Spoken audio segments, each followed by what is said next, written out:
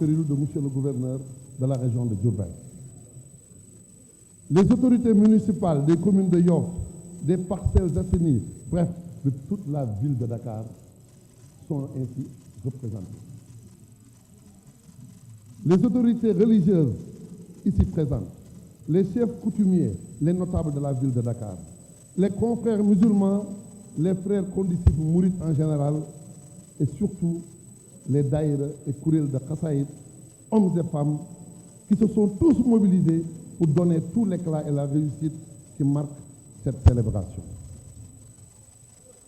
À l'entame de notre propos, permettez-moi de revenir sur le sens et la portée historique de cet événement qui doit en vérité être considéré comme un héritage culturel prestigieux. Un flambeau lumineux qui doit servir de repère à toute une génération et un legs historique pour les générations futures.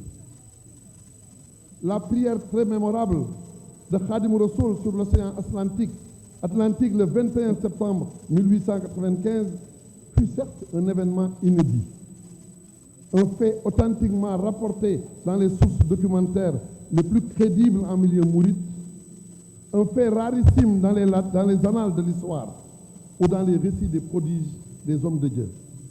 Cependant, ce sur quoi il convient de méditer, c'est le sens et la portée que le Cheikh lui-même donne à ce fait prodigieux. Faman yulqini fil bahri rawman li ghurbati fali min ilahi rawdu fi kulli aynin. Celui qui m'a jeté en mer dans les seuls desseins de me nuire, qu'il sache que j'ai obtenu quant à moi de mon Seigneur un assujettissement de tout l'univers et de tous les océans. Dans son carnet de voyage intitulé Jazaou Shakour al-Atouf, la récompense du plus digne de reconnaissance,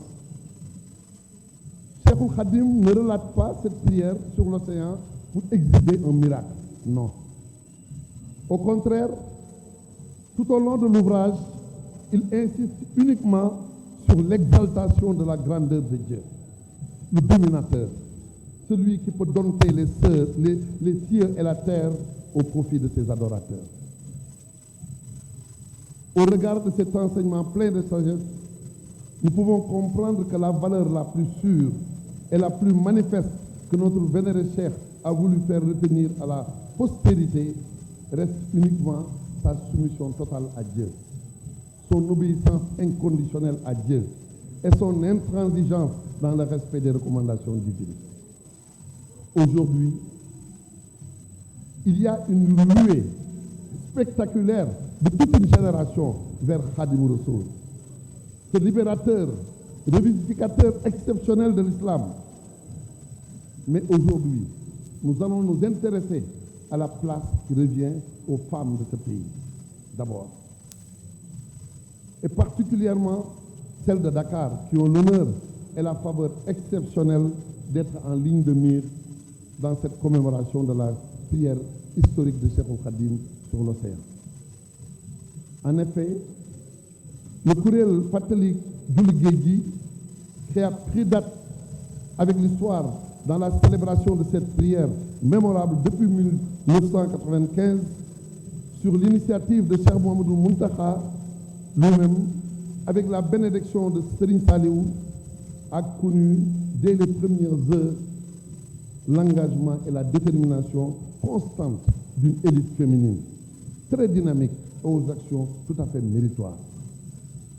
Parmi ces vaillantes femmes qui se sont distinguées comme pionnières par leur engagement, leur constance, leur endurance et leur dévotion dans le service de Khadim Rassoul, nous pouvons sans risque d'être contredits, remarquablement distinguer Sokhna Soda Khouma.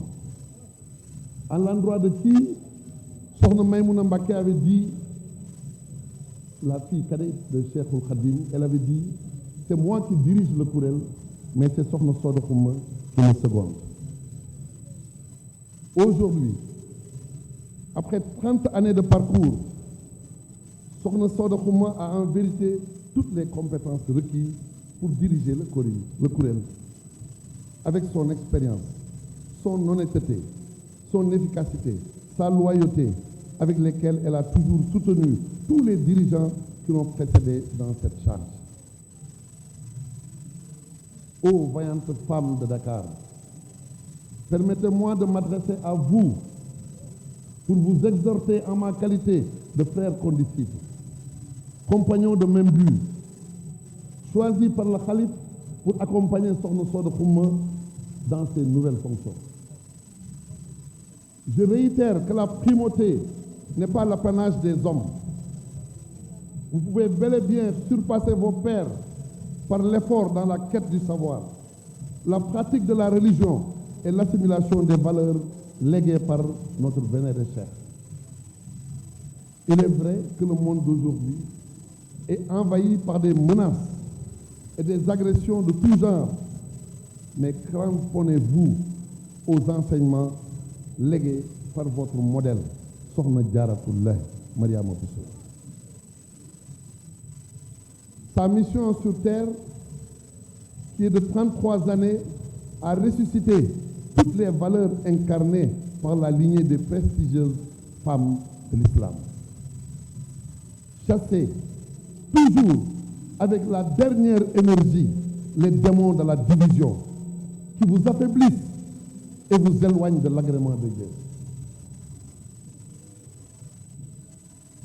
Permettez-moi aussi aux valeureuses femmes de Dakar et du Sénégal tout entier de vous rappeler quelques principes intangibles dans l'islam qui doivent retenir toute votre attention pour réussir l'éducation de vos enfants et pour marquer plus que jamais votre adhésion à la cause qui avait valu à notre vénéré chef d'être exilé.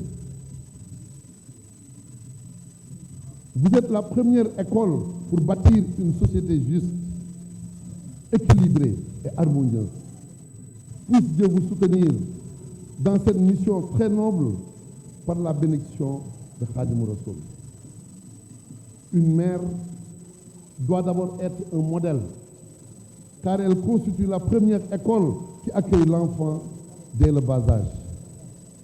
Avant de conclure, permettez-moi aussi de me tourner vers cette jeunesse de mon pays.